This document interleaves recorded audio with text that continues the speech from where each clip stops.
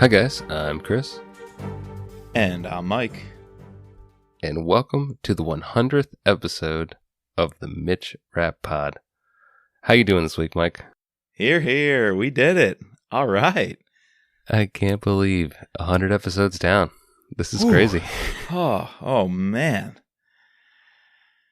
We're here. This is a night to celebrate. So proud of us, Chris. Thanks for joining me. Thanks for being my partner. It's been a blast the whole way through this. It has been a pleasure. I can't wait to do many more with you. This is only the beginning. And how fitting that on our 100th episode, we would have an announcement. A pretty big announcement. That we do. And you know what I like to do when we have news or celebrations on this podcast? I like to share that information. What would that be? In the form of a limerick. To 100 episodes, we made it, alas, with books, covers, attitude, and some sass. Here's to another 100 more, about, who knows, maybe Brad Thor. To this accomplishment, we raise a glass. Hear, hear. Hear, hear. Season 2, it's coming. Our patrons already knew. We are going to kick off No Limits, the thriller podcast with Season 2. Brad Thor. Brad Thor, baby. The Scott Harvath podcast. Yes, sir. Yes, sir. Yeah, so we're doing a little bit of rebranding. It's going to be called No Limits Thriller Pod. And we're going to have our 2 seasons. We're going to be launching new website, new merch. So our season 1 will be there in entirety, Mitch Rap Podcast. Season 2 will be a Scott Harvath podcast focusing on, obviously, Scott Harvath from Brad Thor. We're super excited to get into that with you guys. That'll be coming in sometime in April, right, Mike? We've already started diving into the first couple books, and it was interesting. We weren't sure what we wanted to do, and it just came down that I don't know. It was just sitting there. We couldn't pass it up. No, you can't. We couldn't miss this one. I mean, we were also wondering, because we really want to cover some different authors and some of the newer thrillers. We'd love to get into new releases. But at the same time, our shtick is committing to a series and almost making the encyclopedia of fan discussions. Like you're having a chit-chat with your best bud, like I get to do every week with you. We wanted to keep that going for you when we just follow a series and complete it, start to finish. But the good news is, down the road, we are also going to be releasing the No Limits Thriller Podcast Book Club. We're going to pick different books, sometimes new releases, every once in a while go back to the classics, and probably midway or towards the end of 2022, we're going to start releasing our chats and discussions and bringing on other voices to do all thrillers, any new releases, and anything else out there that's hot in the Thrillerverse. So we're going to commit to Brad Thor. Every month, you're going to hear us cover another and the next Brad Thor book going through the series, starting with Lions of Lucerne. But we also, long-term, want to break off and form another branch of the podcast to bring you a book club just about the hottest new releases. So stay tuned, 2022 and beyond. And beyond. Probably taking on too much, but this brings me joy in life, so who cares? We got this. And don't you worry, we're still going to be bringing you episodes very much like the one we're covering today. Anytime we deem it necessary to break off, talk about a subject. Obviously, we love talking to authors. We're not going to stop doing that. We love talking to people in this community.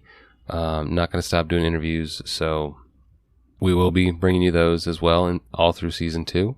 Yeah. Obviously, we'll probably try to gear it towards talking now about Scott Harvath and Brad Thor. But I'm excited to go down this journey with you. Right. And I guess just a little business on the logistics end of things. You can definitely, and we encourage you to stay subscribed to this podcast and this feed in your podcast player. Like Chris said, we're going to reopen the Mitch Rap series when new books are released, when we have some interviews and talks with Kyle. And definitely, when the announcement is made for the ambassador program and, the Right. ARCs go out. So we will be here on this channel with Mitch Rapp Pod updates for new Mitch Rapp, content as the books come out.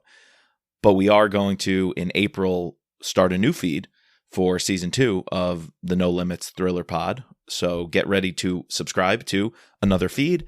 That way the Mitch Rapp Pod feed is, standing alone on its own for people to go back to, or maybe new listeners to find and have the complete series, maybe 100, 105 episodes of Mitch Rapp Pod, and then a separate one to subscribe to for the Brad Thor podcast or the Scott Harvath podcast.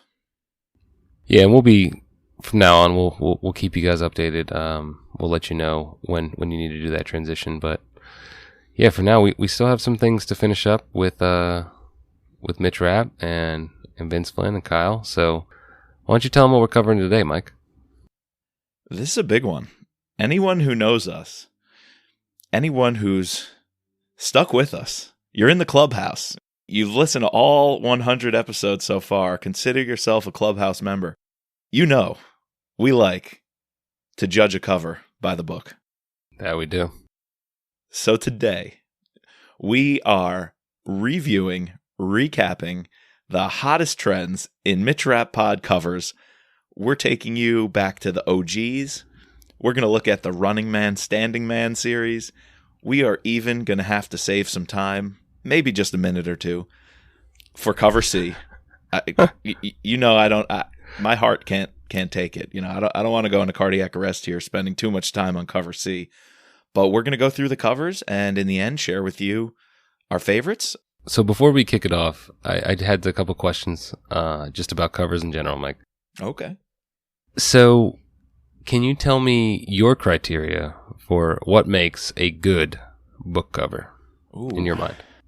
What do you, when you're walking into, let's say, Barnes & Noble, or you're scrolling through Amazon, and you don't, have you ever just been searching for books on Amazon, or is it more like a go into a bookstore type experience where I see something in that, that center table, it's very nicely arranged. You see that cover, you're like, ooh, what is this? Yeah.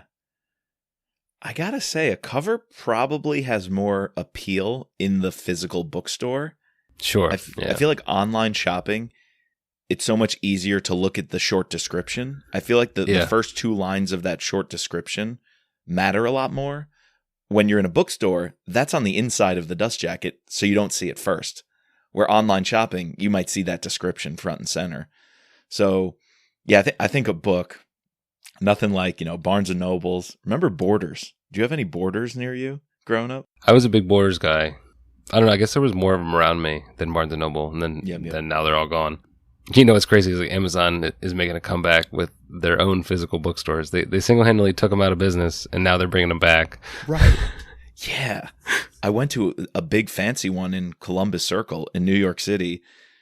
It's like next to all these extraordinarily expensive stores in this little shopping plaza. I'm like, this is just a bookstore. Like, you put them all out of business. It felt so weird. I haven't been in one. Is it true that you can't actually walk out with a book? You can just go and walk and find a book, and then they ship one to your house? I think initially there was something like that. I think that was their initial model. I think they abandoned that because you actually check out and purchase the book. You can do that. It's stocked. The shelves are stocked. But I remember the one in Georgetown here in DC, when that first opened, it was very weird because it was Spartan and it just had one copy of each book and then a device to check out on, or I don't know if it was a QR code, but it was now go buy this in the app. And it was why did I need a store for this? That's funny. All right, what makes a good cover? No, I think you're right. The cover is definitely more important for the physical store, and what drives me is it's got to catch me. It's got to have something. If I'm not looking for something, if I'm just perusing, it's got to make me want to pick it up. To get to that dust jacket, to get to that line. I don't really pick up things that have just pictures of people, in terms of whether it's an autobiography or something like that. I think a landscape or a cityscape is big for me. A historical building. It just, especially one I don't necessarily recognize. You know, all the cliche ones, the Eiffel Tower, the Lincoln Memorial, a little overused, but sometimes when you see those historical monuments or buildings that, like, oh, I never really read a book about Jerusalem, or I never read a book like you read about Moscow and the Kremlin all the time, Right. but one that takes place in Prague. Like, you know, it just seeing a unique cityscape that's not just one of the copy and paste, you know, Shutterstock images. I feel like a nice landscape or historical building does it for me. Right. And so I was recently, the last time I was in a bookstore, I was looking for a book for my boss when I left Cornell. And I went to the sports section because I know he likes New York sports. And obviously they had a big Mets section.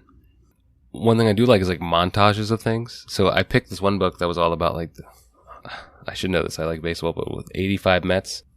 Anyways, one of the seasons, maybe 85, 86 Mets, when they were really good. And it was like just a montage of like scenes from that season.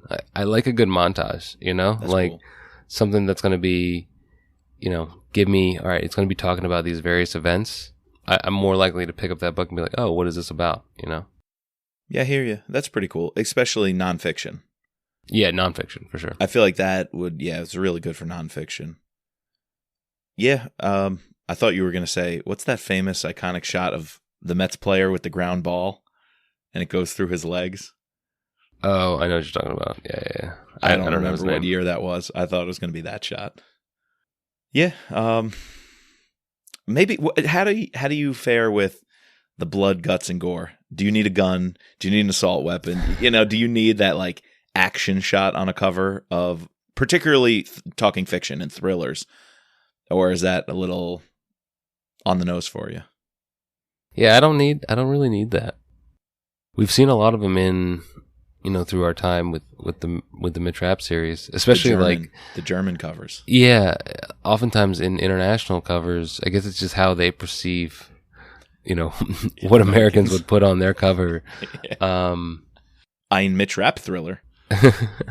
When we head to the, you know, our top covers, you know, mine tend to skew to be more like a flag or a seal or, you know, the Washington landscape, you know, something like that. One thing I do like, and obviously this doesn't pertain to before you read the book, but what I do like is when the cover then relates directly to a scene or a plot point in the book, you know? Oh, dude. That's like payoff for you. That is criteria number one after the fact. After the fact. Obviously, you don't know before the fact, but... You don't know, right? It's not, and that's why I think the publishing houses don't really care, you know, as much as we do. Sure, exactly. Because it doesn't sell the fact, oh, I know what happens in chapter 26, you know, at the end of the plot. Well, that's not what sells it. The person hasn't read it. But for the fans, that's why we call it judge a cover by the book. Like, to me, that is what makes the cover last or not. So I think you might see today a couple of my favorites, a couple of the highlights are ones that very clearly recall scenes in the book that were pivotal or meaningful. So, yeah, you're right. That's the number one criteria after the fact, looking back to judge a cover. And I think the reason cover C really lets us down is because 9 out of 10 times it has nothing to do at all with the plot. Nothing. So we'll get to that eventually. But yeah, no, I think we're hitting all the right points. I don't need blood and guts. It's got to be something that's gonna sort of catch my eye, make me want to pick it up. Cityscapes, landscapes, stuff like that. What about you? Do you need blood and gore? No. Is that a prerequisite for you? Yeah, I'm not too into it, or even like the high tech stuff. But one cover series that definitely checks that off is the Andrew and Wilson's series. I was just about to say that. I do like the Tier 1 series. Like, yes. It's weird because it's done nice. It's done so nice with those operators and just their like NVGs or their high-tech equipment. I almost, before I got into it, I thought it was futuristic. I thought it was like special forces like 50 years from now. But no, they just know so well, you know, what the guys on the ground and the equipment they're using. So Yeah, I don't need the kind of super duper decked out commandos, the blood, guts, and gore. Like, I'm okay if I don't get that. Which leads me to a question for you. You mentioned seals and flags. Are you a minimalist? Are you okay with just a monochromatic color with a seal in the middle, just a flag with your typical red, white, and blue patterns? How do you feel about a very minimalist, traditionalist cover that's just not over the top? Yeah, I think they're really fine. Right. One, I think they're aesthetically pleasing, Yep. especially when you want to display these things on a bookshelf. Yeah, and oftentimes it's not just a seal. It's like a seal with a rip or a seal that's bleeding, you know, and it has some sort of context that it's like, ooh, it's a little intrigue, you know? It's like, why is that, you know? And yeah, these things, you know, we're discussing something that's way too deep that, you know, half the time people probably don't give a shit about. They're going to pick up the next mid-trap novel no matter what. Right. But for the fan that isn't a mid-trap fan and maybe they're walking through the LaGuardia or, you know, whatever, and this is in your Hudson News. I don't know if this is stuff's got to be in the airport, right? Oh, absolutely, dude. Every time one of these comes out, it's front and center in the airport. I think Brad Thor usually is getting that top spot, but these are definitely airport reads. And, you know, if I see something that has a Mexico with what looks like a pandemic starting, you know, like the red dots and infection, I don't know if I'd pick it up now, but before COVID, I'd be intrigued. I like that kind of stuff.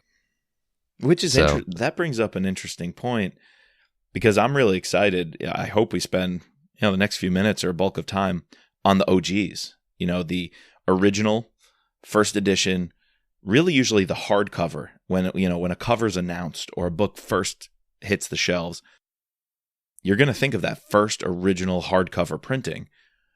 But then the one people are seeing in the airports, like you're saying, or the newsstands at the supermarket or whatever, is the paperback, the mass market paperback, which sometimes are very different and sometimes might be your Standing Man, your Running Man, your Cover C.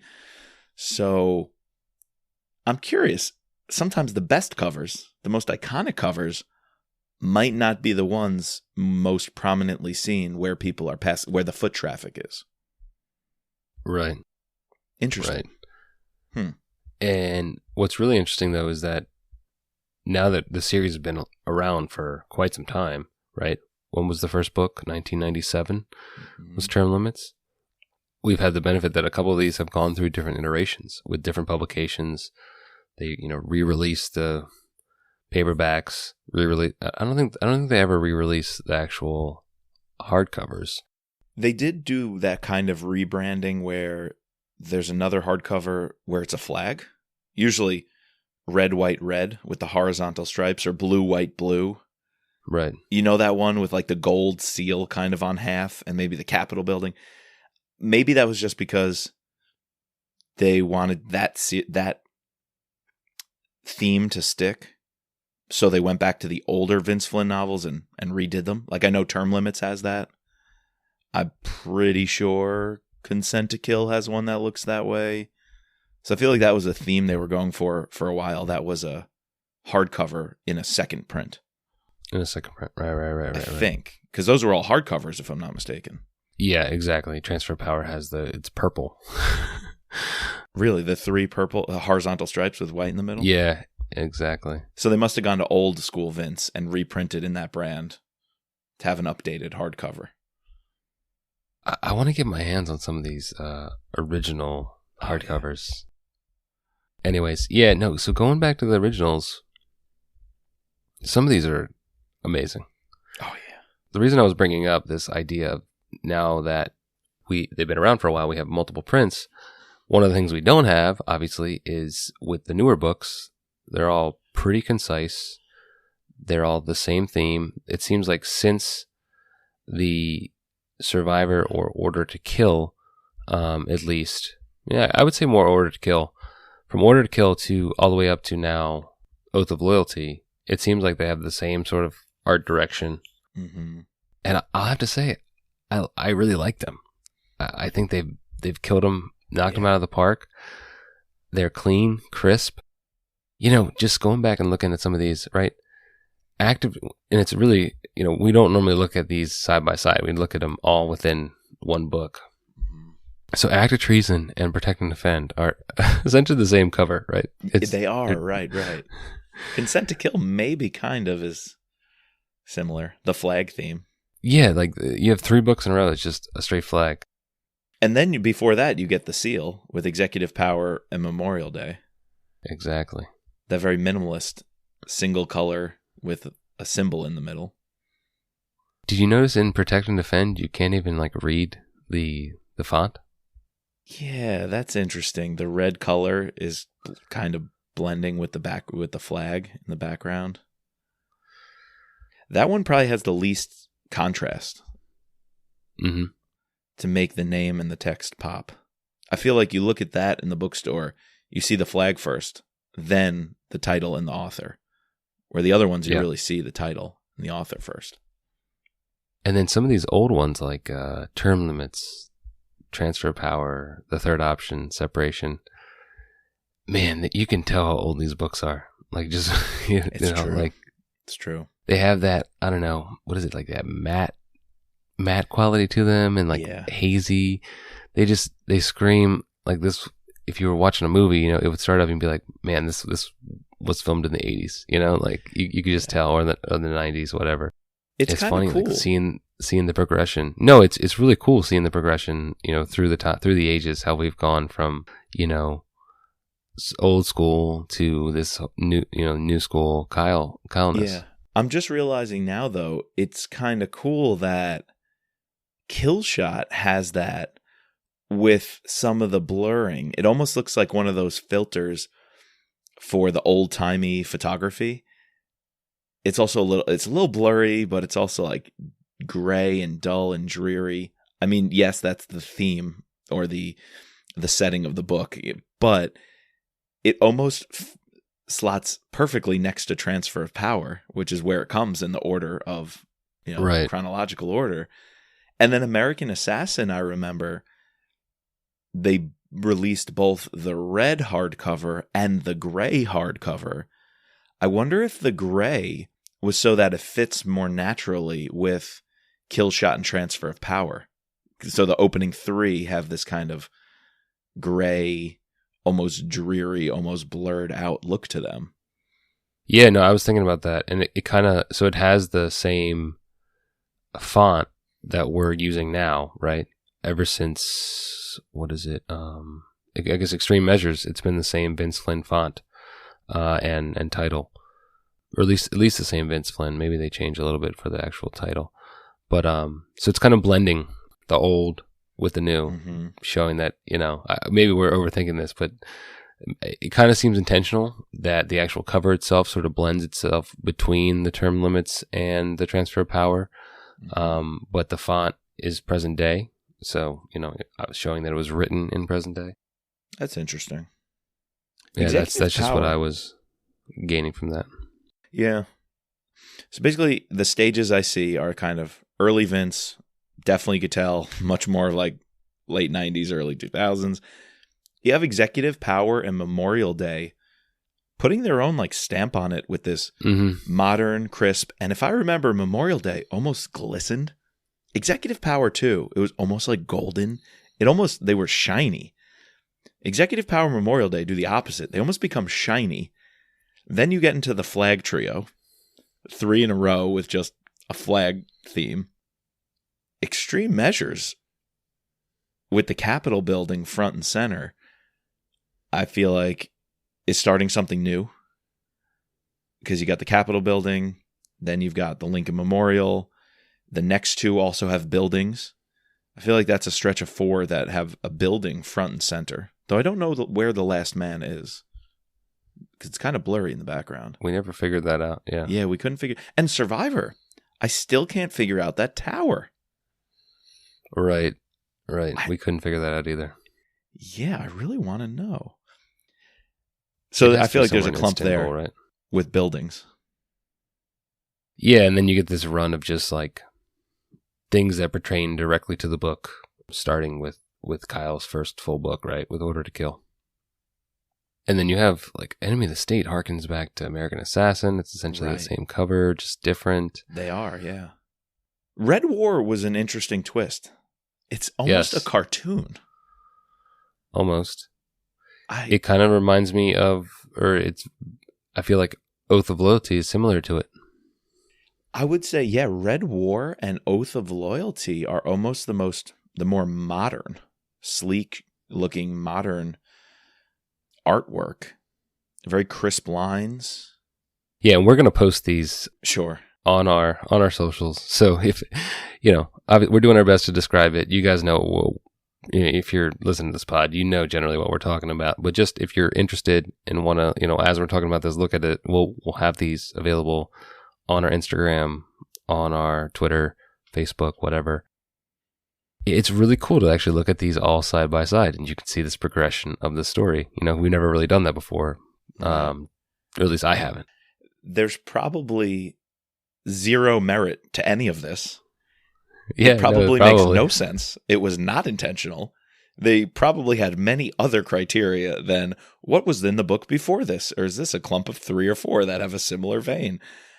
I don't think there's anything to it, but it's kind of fun little exercise. That's basically our podcast. There's hardly any substance to it, but it's a fun little exercise. We prefer style over substance, right? Just like my limericks. All right. Is there anything else you want to say about the OGs, or can we go to the Running Mans?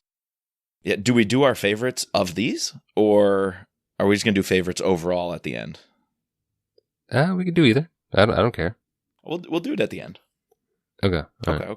So, spoiler alert, most of mine come from the OGs. So. I can't think of a Running Man, that I like more than these. And, there might be a few cover Cs that sneak into the top spot. You never know. Yeah. Yeah, I'm going to guess that doesn't happen. All right. So, hold on. Is this Standing Man or is this Running Man? So, I mean, it's a two-dimensional. So, we got 1. You can't. 2, 3, 4. Okay, we have 4 absolute, like, clear as day running body in motion. Yeah, yes. That dude is running. He's off. I don't think it's Mitch Rapp. The cat's out of the bag on that one. I don't know. Is it Mitch Rapp? I'm not sure. And then we got definitely. Okay, there's a couple of walking man in there. There's definitely 2 or 3 just straight up standing man. All right, so this is the walking, standing, running man. This is the gerund. Isn't that what you call an ing word? This is the gerund. This is the ing. Insert active, healthy lifestyle verb here. Cover series. And the one thing that we haven't gotten is, since the last one we have of this whole line is the survivor. It's not even a man. We get the shadow of the man. Ooh, good point. Good point. What do you think of the mass market American Assassin putting Dylan O'Brien as your standing man with a gun? Right. Remember we talked about that. I think they had to go with the movie promos, right? Like, yeah, you got to hype it up. Yeah, besides the original hardcover printing, everything else has to be marketing for the movie. It has to be. So I'm all right with it. I like that you see Michael Keaton, Stan Hurley, off his shoulder. That might be the best part of it. So just picking out some themes. A lot of these are running in Washington, D.C., around the Capitol, around Lincoln, not the Lincoln, but one is running through Lincoln Memorial. One is running through, I think term limits is... We thought Union Station. Yeah. Right. But you wouldn't see the monument from Union Station like that. True. We don't know. Capitol. There's a lot on the Capitol steps. I don't know. Conspiracy? Some of these probably don't even make sense. Like, you could never actually see that from where he's standing, Yeah. A couple of random tunnels and stairwells. Yeah, I know. Like executive power running through the stairs. Is that when he's running up to get Donatella? Like, when does Donatella... No, that would be... Yeah, that would be executive power, right? She's definitely in separation of power. No, that would be separation. They might reunite there. I don't remember. I don't think so, because he's off in the Philippines. He gets his ass shot. Anna gets mad at him about getting shot. Yeah, no, it's the very end of the third option, right? That's when she kills Peter Cameron. So it would be separation. Yeah, that's there. Yeah. So let me ask you, overall, if you had to have a consistent series of covers for a paperback that paperbacks obviously are going to be one of the most visible types of covers, does this line do it for you? Do you think it lives up to the hype of the series? If you were to show somebody these covers and be like, oh, I got this book series. It's the best ever. You got to read it. You think these hold up? Are they quality to carry the Mitch Rapp name? A few of them do. I agree. Yes. Not all of them. I really like, honestly, I think I like the Memorial Day one better than like the Memorial Day seal. That might be a hot take. That might be a hot take. That is a good one, though. That's a good one. Just the flags waving, standing in front of even though I don't think he ever actually goes to the Washington Monument. No, never. In that book, that's just a cool scene. The ones running through a hall, running like that doesn't. You might as well have like him shooting blood and guts. Again, it doesn't do it for me. Yeah. Now, the transfer of power and the kill shot, like those are ominous to me. Like those are intriguing. Just how they've positioned the color, the dark, with the light on the Capitol building or the Eiffel Tower. And the third option you have, I'm guessing that would be in Germany, right? And then obviously, so for Red War through Enemy of the Gates, you have just what was on the hardcover put on the paperback, right? Because they don't have multiple. The only ones I think of the more recent books are the international version or the UK version. Right. The UK version, different. We saw a different Enemy of the Gates. That's with the man stumbling out of the White House, and then Lethal Agent. There was, I think it was an Australia printing of the crosses, the kind of cemetery with the 3 crosses in the countryside. Oh, and Total Power, there was that strange one. Which had the planet, right? The planet, right. I think it's like the UK or the German version of the guy looking out over the city, and the city's like electrified. Yeah. And then another version, maybe sometimes the Kindle or audiobook versions also have their own. Are different, yeah. Different, like a sub-theme. So that's the planet for Total Power. Yeah. Kind of unique. Yeah, no, I'd have to say some of these do it for me, some of them don't. Yeah. What about you, Mike? I'm with you. It's cool. I think overall, I'm like, that's right. These look kind of cool.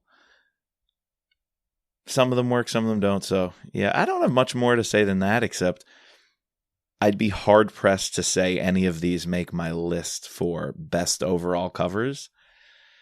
You might think Memorial Day, the Standing Man trumps the OG, but not for me. I don't think any of these would supersede the originals, the hardcover originals, in my top list. Any of these you would rather have on your bookshelf than the originals? I don't think so. Yeah, no, me neither. Yeah. Yeah, I like the originals. Now, we're missing, there's another line. I don't think we actually had a letter for it, when I made the graphics. But the one that often comes out as the audiobook cover? Right. It usually has one color scheme and some sort of object in the foreground. And I don't know how to describe it, but I'll give you an example.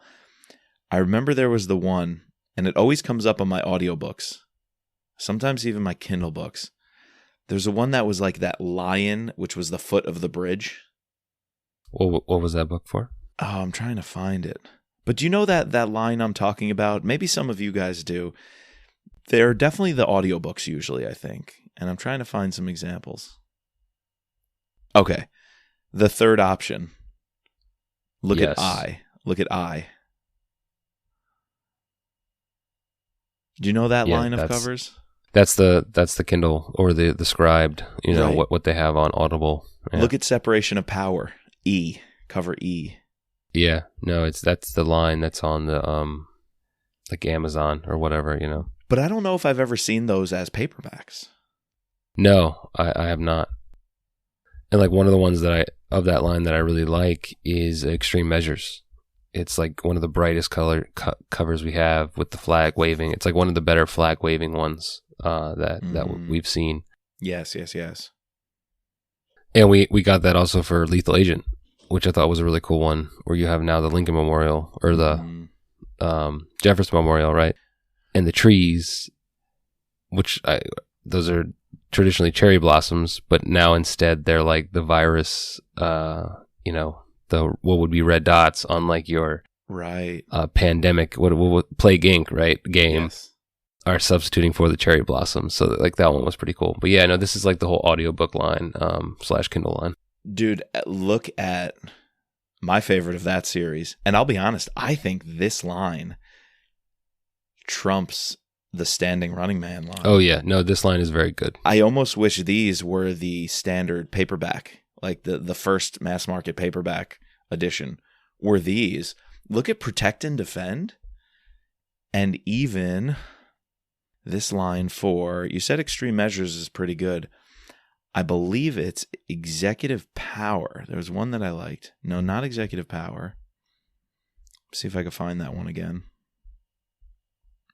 But Protect and Defend is pretty cool. And Order to Kill. Look at cover E on Order to Kill. I might have to put all these graphics on our website, our newly designed website at thrillerpod.com. Yes. Maybe I'll put all the cover images there. But look at Order to Kill E.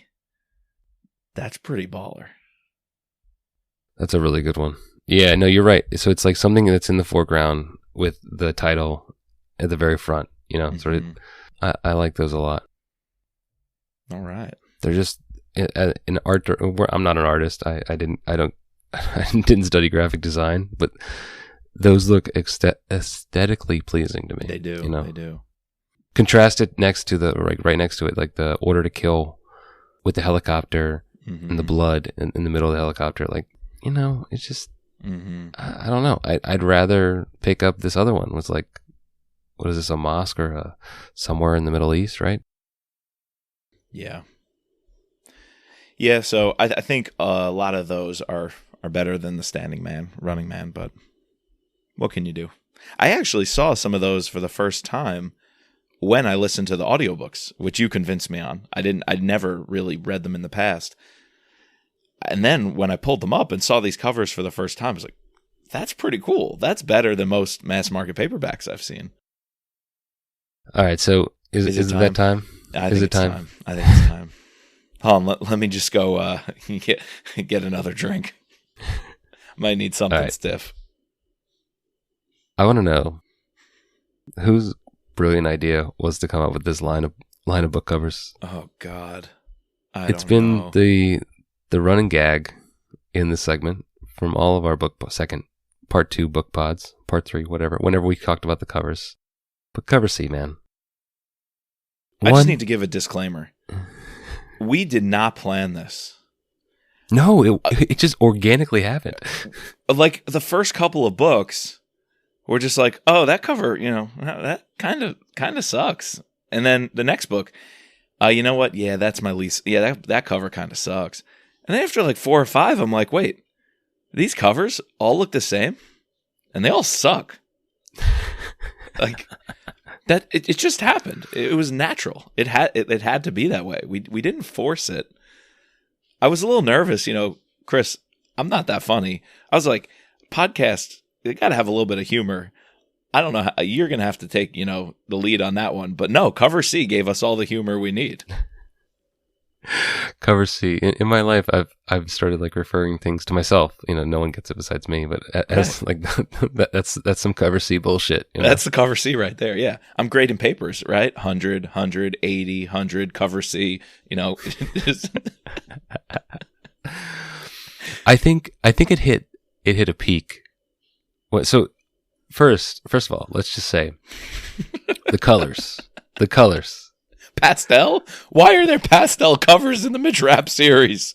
Why? Who chose this palette? Dude, this looks like Easter candy. I'm looking at all the cover C's next to each other. It's like a bag of freaking Peeps or something. Like, what's going on here? It's a bag of Peeps. It's a bag of like Easter M&Ms.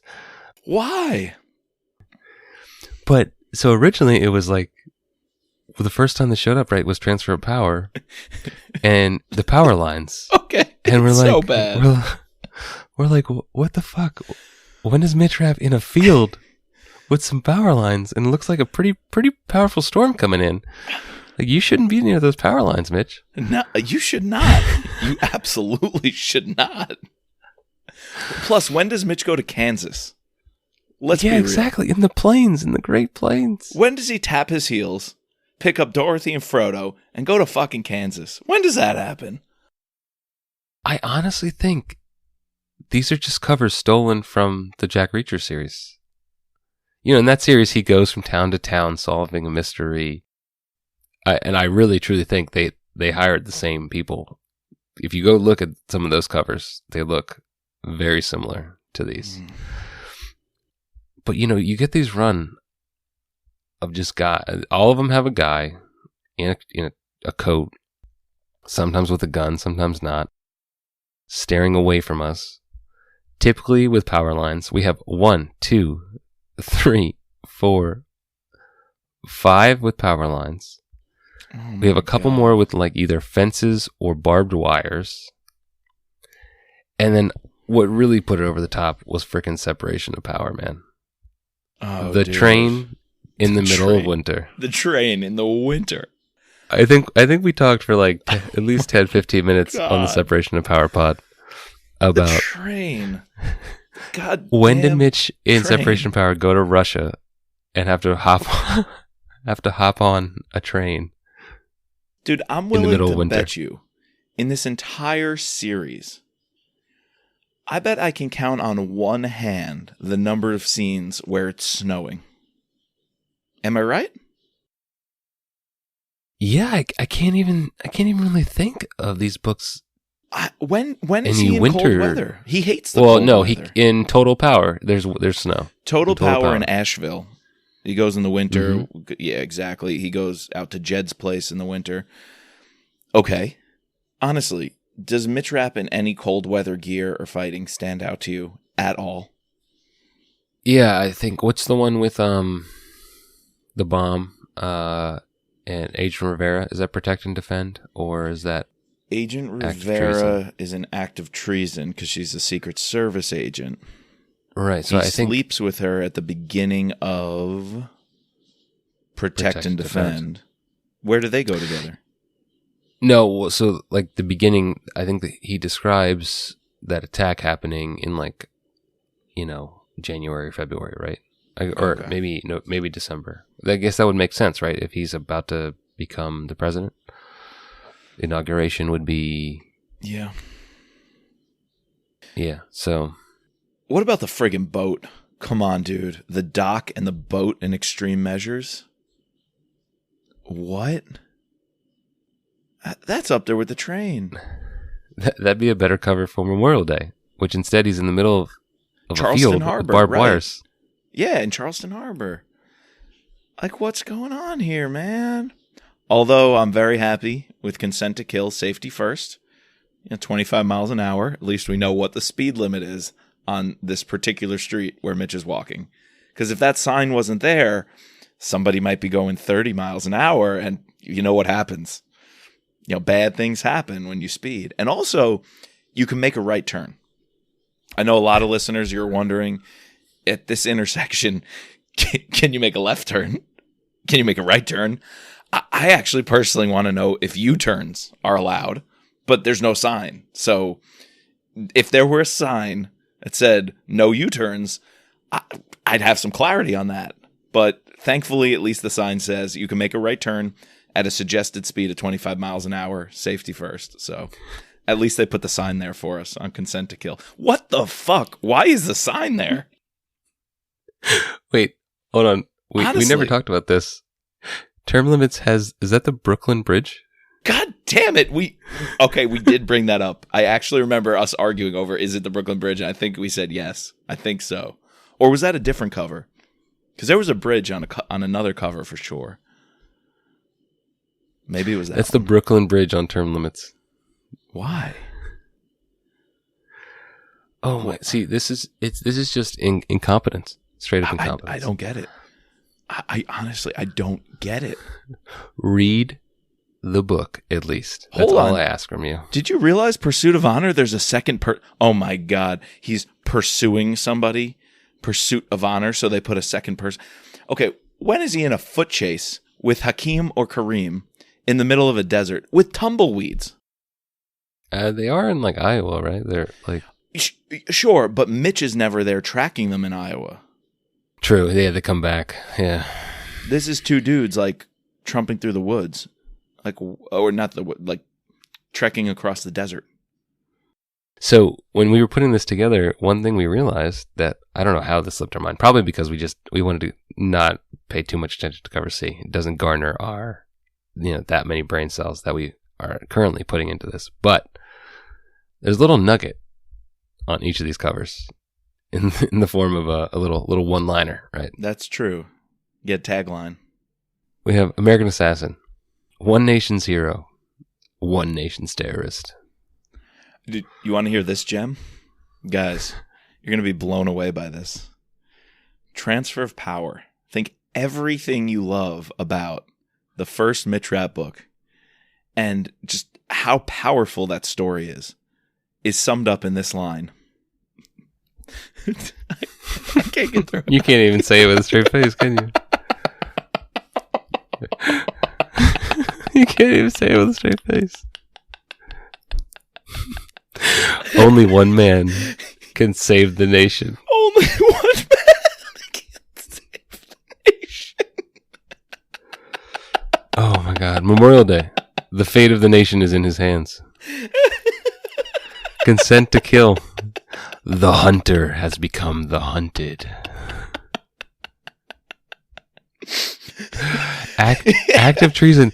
Can he tame the enemy within? Oh my God. The enemy. It's payback time. In the light for a nation, do the ends always justify the means? Separation of power. Meet one nation's deadliest weapon. A hero can't always be good. Dude, how did we not talk about these? I don't know. How the hell did we not talk about these? These are gold. These are gems. Gold. Term limits. The nation needs a hero. ... Oh my God. Oh my God. Can you imagine if any of these were a movie poster, how much it would get roasted? Absolutely roasted. Meet the one-man war on terror. Oh my God. On the trail of the traitor within. On the trail of the traitor within. You know, you got that. What's that guy? The hunt is on.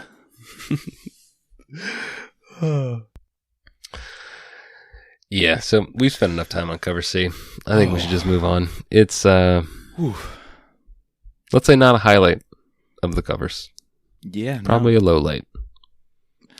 The frickin' train. The train. We're moving on. The train, man. We're moving the on. train. The boat.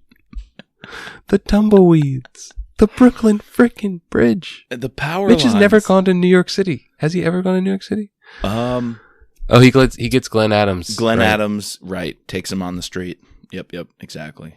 You know what's crazy, though, is that almost, probably for half of these, you could maybe make an argument for another book, but none of them are for the actual book they're on. No, not at all. You can't even stretch it. You cannot even stretch it. All right. Any cover C's that redeem him? No? No, there is no redemption. There is no redemption to be had for cover C. Oh, man. The font is halfway okay. All right, let's move on. All right, so we can either just go ahead, give our top top 3 to 5 covers out of all entirety. I had a couple questions in terms of like what you thought the worst cover C was. Nope. Best/worst. Nope. Strike it. We'll move on from that. Sorry. Which cover makes you the most likely not to buy the book? I think I have about 19 of them. Next, to move on. Any cover C? Which cover sets the stage / mood the best? Okay. You know, just your last question, though, to actually take it seriously.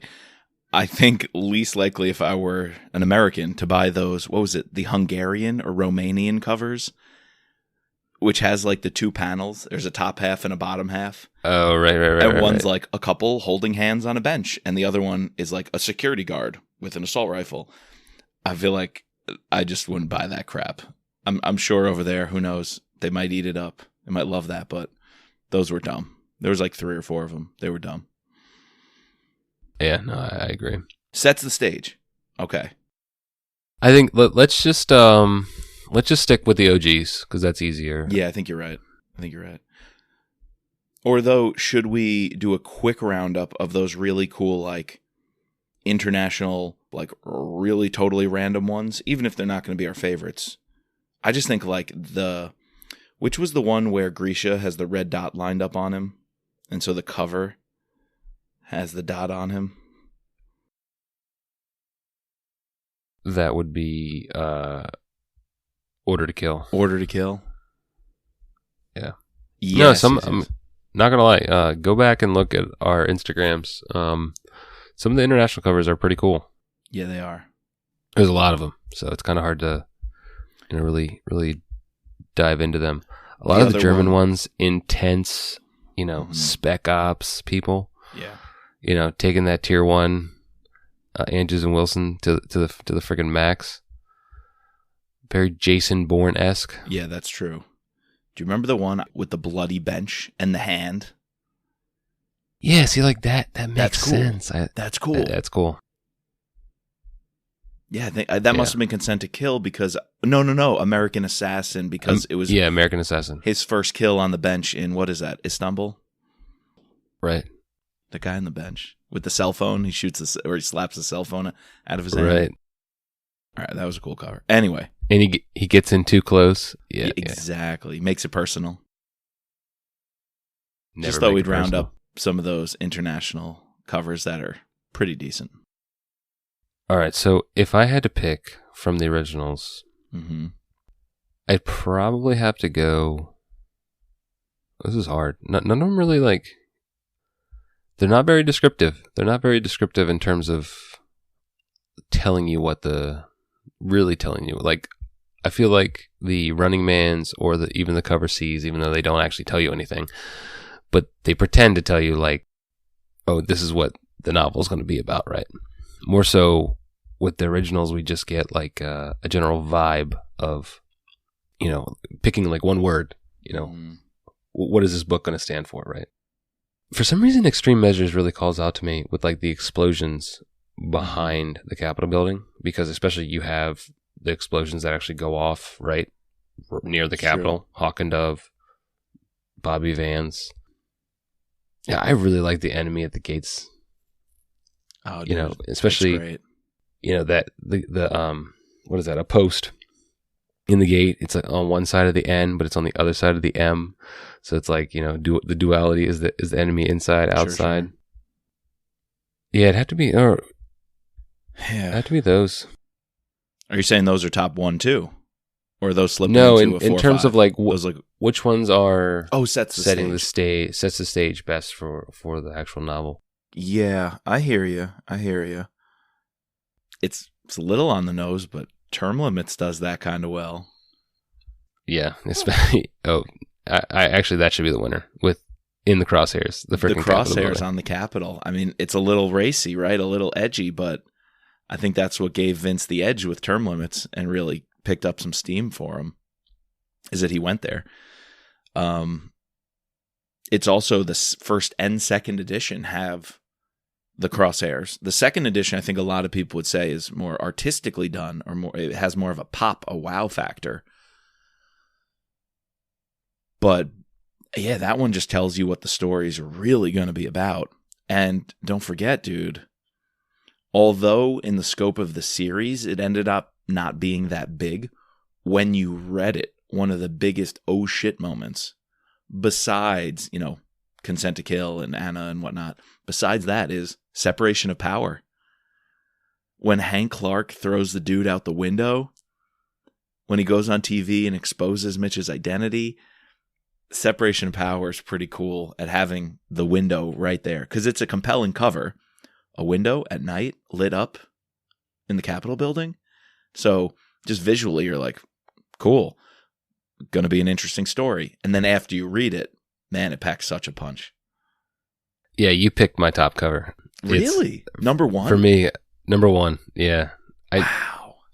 When I was going through the criteria of like what my favorite cover was going to be, it has to be in context of what the actual story is. Because for me, that's what elevates the cover. After I read it, I then go back and as I close the book, I look at the cover and see, did this evoke sort of the same emotions I just got from the story? Does this, represent what he was trying to tell? Does it convey a nice scene, whatever? Mm-hmm. And yeah, like one, Hank Clark, such a badass. And two, just that scene of him pushing, what is it, Congressman Rudin, right? Yep. Out the frickin' window. Yep. The fact that they actually put that on the cover is awesome. It's brilliant. Brilliant. Separation of power, number one for me. Very cool. Okay. I don't think I saw that coming. Let me go through a couple that would be in my, if we're actually doing it, but just kind of roughly in the 3, 4, 5 spot. And a couple might be a surprise. And then I'll give you my one. So runner up somewhere in that top 5 somewhere would be Pursuit of Honor, actually. Interesting. For 2 reasons. Not our favorite book. No, not my favorite book. I think the cover is one of the redeeming things about it, though. Really cool colors with the light blue of the Potomac, and then the dark, ominous clouds hovering over the Lincoln Memorial. And if we're judging a cover by the book, dude, the Lincoln Memorial scene to end that book with the hostage situation. Pretty cool that scene wraps up. You close the book, boom, and then you look at the cover. It hits you. So artistically and also based on the storyline, I'm digging Pursuit of Honor, so that gets an honorable mention. For being my original, because I can feel and I could picture the Barnes & Noble on Long Island next to the Ben's Deli. Gotta have a Ben's Kosher Deli on Long Island in the strip mall. Having lunch, getting my hot dog, Hot dog? Yeah, maybe not hot dog. Having my knish. Having my, what do you call it? What's the kosher hot dog line? Anyway, having my knish, Ben's Deli with my parents, going to the bookstore. Hebrew National. Hebrew National, there it is. And Memorial Day was right there. And I picked it up, and first Mitch Rapp book ever. So honorable mention. I love the crisp, classic look of that one. Last 2 honorable mentions. Enemy at the Gates. Everything you said about it. Awesome. It speaks to our political climate. And dude, Oath of Loyalty. Let's not forget. We can't judge the cover by the book yet, but that one is speaking to a modern America that Mitch has to deal with a whole new landscape. Right. Irene has to deal with. It's not this classic American flag, Americana, makes you think of the Clinton or Bush administration. No, this is a flag for 2022. And so that one's great. But the winner, this might surprise you, number 1, The Last Man. Really? Wow. Yeah. Okay. Wasn't seeing that. Purely based on emotion.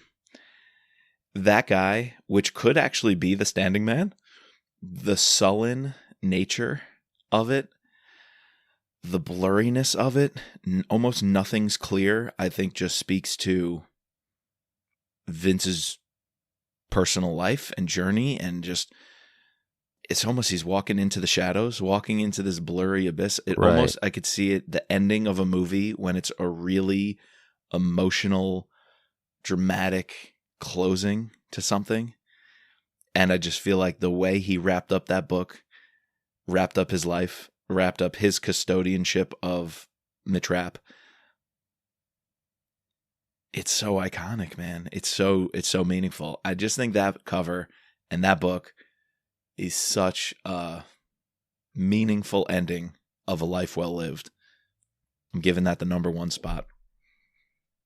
Yeah, the cover kind of does it when you factor in the fact that is Vincent's last book. It kind of has a different meaning. You know, you can look at it and like see, even though, you know, who knows when it was created, right? But it just, you can project this other meaning onto it. Yep. For me, besides Separation of Power, I totally agree with you on Memorial Day. It's definitely in the top 5. As I said, I really like Extreme Measures. I'm a sucker for the Eiffel Tower, so I like the Kill Shot one. I thought you were going to go Kill Shot. Yep. Yeah. You know, and again, it tells you the story is going to happen in Paris. And that's where we're going. Enemy at the Gates. And then I like the Lethal Agent. I don't know. I like the, you know, it again tells you where we're going to be. You get this idea that, you know, there's going to be some sort of virus involved. Total Power. But yeah. Total Power. A lot of these. Total Power was nice. Very simple, you know. But a lot of these OG covers are really good. They did a really good job. Yeah. I got to give a final shout out to that one that was the only one that looked Soviet era. I think it was the international one for Red War. Remember that one? Very like with like the actual 1980s. The rockets. Order to Kill. Nope. Order to Kill. It's a German Ein Mitrap thriller. I'll be honest with you, where you see St. Basil's in Moscow might be my second all-time favorite Mitrap cover. Wow. Okay. It might be. Because I forgot about that one, and it's just nostalgic. You like the salmon. You like the salmon color. That salmon color is kind of cool, only in that it screams Soviet. And that's like Grisha. That's when Grisha almost kills Scott. Like Russia, right? It opens in Russia. You meet Grisha in Russia. That starts, it launches the Krupin arc, right? So, man, I just had to give a final shout out to that one because I love it. All right, that's our covers. We really would like to hear what you guys think. What's your favorite cover? Not only of each individual book, but just, you know, do you have a favorite cover of the series? You know, is it just the one you bought? You know, do you have any sort of affection for these covers? Do you guys even care that we talk about covers? We love covers. That we dedicated our 100th episode entirely to the covers of this series. All I have to say is that whoever they picked is in charge of their art now. Kudos to them. Yes, They're sir. killing it. Keep it rolling. We'd love to talk to you on the podcast. Open invitation. Let's not have any more cover C's. Please. I could do without. Please and thank you. you. Know, let's just retire that line. Yep. Let it go off into the pastures. Yep. Yeah. This was fun. I enjoyed doing a little recap of the covers. It's getting me primed for what my favorite book is, you know? You gotta give our ratings, Mike. Gotta give our ratings. Yeah, we got to do that. I thought you were saying it's going to get you primed for season 2. It's also doing that. I might say I have a hot take. I can't verify this yet because I'm not up on it. I'm not fresh on it yet. The Brad Thor covers might win. As a whole, good. As a whole, I think the Brad Thor covers might slightly edge out the Mitrap covers. But that's a conclusion we'll have to come back to in a solid year and a half, 2 years maybe. We'll check in periodically, of course. There we go. There we go. There are some good ones. Let's put it that way. Yes. There are some gems. Yes. All right, guys. Next time we see you, we don't quite know what we're going to be talking about, but it'll be something good. We never fail you, unless you don't like it, and then we failed you, but we try not to. And we got to thank our patrons, our special operator, Sherry F., our special agents, Daryl, Kevin, George, Matt, Dawn, Dennis, Peggy, Catherine, Ray, Bridget, Jeff, and Mark. Please subscribe, rate, and review using your favorite podcasting platform. You can find us at mitrappod.com, but also at thrillerpod.com. That's our new website. Either one will take you to the same website, right, Mike? Yep. Really cool website. Highly suggest you go check that out. You can find us, as always, on Twitter and Instagram at MitchRapPod. And as always, just let Mitch be Mitch.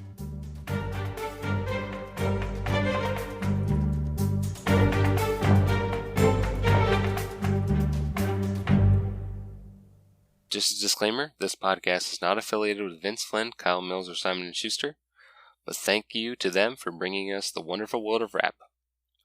And the music soundtrack is Guerrilla Tactics by Raphael Crooks.